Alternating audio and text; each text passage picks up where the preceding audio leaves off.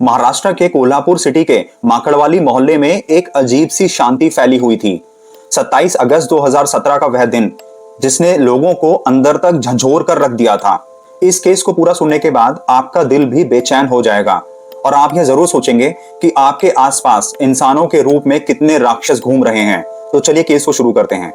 यल्लवा रमा एक 63 साल की बुजुर्ग महिला जिनका जीवन बहुत ही कठिन और संघर्षपूर्ण रहा, जिन्होंने अपने पति के मृत्यु के बाद अकेले अपने दोनों बच्चों की जिम्मेदारी उठाई। वह एक साधारण महिला थी जिसके जीवन का हर दिन संघर्ष से भरा हुआ था। पति के मृत्यु के बाद वह अकेले ही अपने और अपने बच्चों का पालन पोषण कर रही थी। घर में और कोई नहीं था, वह अकेले अपने दोनों बच्चों के साथ रहती थी। वह गांव-गांव घूमकर गुब्बारे और कंघी बेचकर अपने बच्चों का पेट भरती थी। वह कभी कभी खुद अकेले भूखी सो जाती थी पर अपने दोनों बच्चों का पेट जरूर भरती थी। वह इस उम्र में भी इतनी मेहनत करती थी कि सब लोग हैरान रह जाते थे। आसपास के लोग उसकी मेहनत की सराहना करते थे। उनके 2 बच्चे थे, बड़ा बेटा राजू और छोटा बेटा सुनील। राजू अच्छा था और मेहनती था और अपने परिवार की मदद करता था, लेकिन दूसरी तरफ सुनील अपने रास्ते से भटक चुका था। उसका जीवन एक अंधकार में डूबा हुआ था। वह शराब का बहुत बड़ा आदी था। वह दिन रात शराब के नशे में डूबा रहता था। शराब उसके जीवन का मानो एकमात्र जरूरी हिस्सा बन चुकी थी और उसकी माँ इस आदत से बहुत ही परेशान थी। लेकिन एक माँ अपने बेटे के लिए कभी हार नहीं मानती। यल्लवा ने अपने बेटे सुनील को बहुत बार समझाया कि इन बुरी आदतों को छोड़ दो, शराब को और अन्य नशों को छोड़ दो और अपने जीवन की एक नई शुरुआत करो और अपने जीवन में कुछ अच्छा करो। लेकिन सुनील के कान पे जूं तक नहीं रेंगती थी। वह रोज सुबह उठता और अपनी शराब पीने निकल जाता और रात को फिर शराब के नशे में आता और खाना खाकर सो जाता। यल्लवा का एकमात्र सपना था कि उनका बेटा सुनील सुधर जाए और शराब और इस नशे की आदत को छोड़ दे और अपनी जिंदगी की एक अच्छी शुरुआत करे। लेकिन सुनील का व्यवहार बिल्कुल भी नहीं बदला। अब 28 अगस्त 2017 का वह दिन एक साधारण दिन की तरह शुरू हुआ। यल्लवा ने रोजाना की तरह कंघी और गुब्बारे इकट्ठे किए और गांव-गांव बेचने के लिए निकल गई। आसपास के लोगों को यह पता था कि यल्लवा कितनी मेहनत करती हैं और अपना घर चलाने के लिए वह आसपास गुब्बारे और कंघी बेचती हैं। और लोगों को यह भी पता था कि सुनील एक नशे का आदी है और शराबी है और उनके घर में आए दिन झगड़े होते रहते हैं। तो आसपास के लोगों को, मोहल्ले वालों को बाहर आवाजें आती थी लड़ाई झगड़े की जब वह सुनील अपनी माँ से पैसे मांगता था। अब 28 अगस्त 2017 को यल्लवा अपना सामान इकट्ठा करके उसने बेचने के लिए गांव निकल जाती हैं। लेकिन वह दिन सुनील के लिए एक साधारण दिन नहीं था। सुनील सुबह से ही शराब के नशे में डूबा हुआ था और उस दिन उसे शराब की कुछ ज्यादा ही तलब लगी हुई थी। लेकिन शराब खरीदने के लिए उसके पास पैसे नहीं थे, तो वह अपने घर में ही अपनी माँ का इंतजार करने लगता है।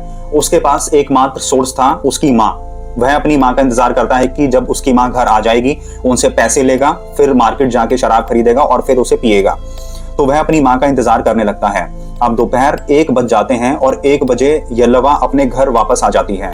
उस दिन यल्लवा की कुछ सेल नहीं हुई थी और यल्लवा के पास पैसे भी नहीं थे। तो अब जैसे ही यल्लवा घर आती है तो देखती है कि सुनील शराब के नशे में घर पे बैठा हुआ है।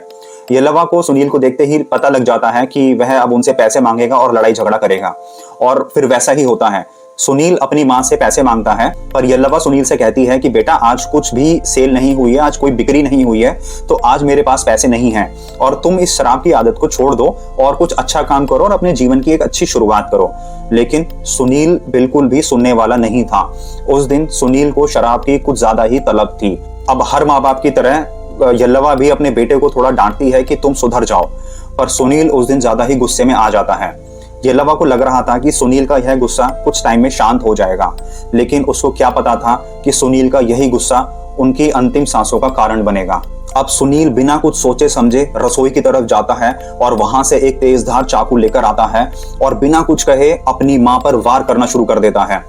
वो इस कदर अपनी मां पर वार करता है कि यल्लवा को चिल्लाने तक का मौका नहीं मिला। उसकी चीखें घर के बाहर तक नहीं गईं। सुनील अपनी मां पर तब तक वार करता रहता है जब तक उसकी मां अपनी आखिरी सांसें नहीं लेती। उसकी मां का बेजान शरीर जमीन पर पड़ा हुआ था और चारों तरफ फर्श का दृश्य एक खौफनाक रूप ले चुका था। पर सुनील यहीं पर नहीं रुका। फिर सुनील फर्श पे पड़े उस बेजान को खोलता है, अंदर का सारा सामान निकालता है, वॉश करता है और उन पर मिर्च मसाले लगा के तवे पर पकाना शुरू कर देता है और पका पका कर खाता है।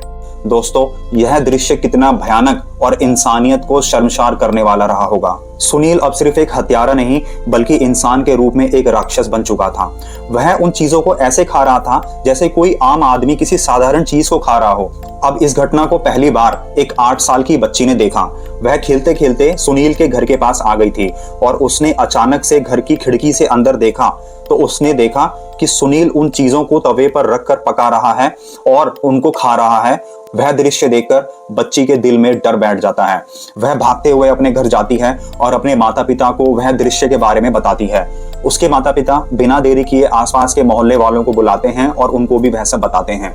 आसपास के लोग पुलिस को बुलाते हैं। पुलिस जब वहां पर जाती है और दरवाजा खोलती है तो पुलिस के भी होश उड़ जाते हैं। पुलिस देखती है कि फर्श पर यल्लवा का शरीर पड़ा हुआ है और फर्श पूरा लाल हो चुका है और वहीं पर सुनील खड़ा हुआ है और गैस और चूल्हा जल रहा है और उस पर कुछ चीजें पक रही हैं। पुलिस सुनील के मुंह में उन चबाए हुए अंशों को बरामद कर लेती है कंफर्म करने के लिए। पुलिस फिर इन पार्ट्स को फॉरेंसिक के लिए भेज देती है। फॉरेंसिक की जब रिपोर्ट आती है तो यह कंफर्म हो जाता है कि वह सुनील ही था जिसने अपनी माँ के साथ यह हश्र किया और सुनील के मुंह में जो पार्ट्स मिले वह वही अंश थे जो कि मैंने आपको वीडियो में बताया। फिर यह मामला ट्रायल कोर्ट जाता है। ट्रायल कोर्ट में जज साहब ने बोला कि यह केस एक rarest of the rare case है और सुनील को डेथ सेंटेंस अवार्ड कर दी। सुनील को बोला गया कि इसको समाज में रहने का कोई हक नहीं है, यह हमारे समाज के लिए एक घातक है।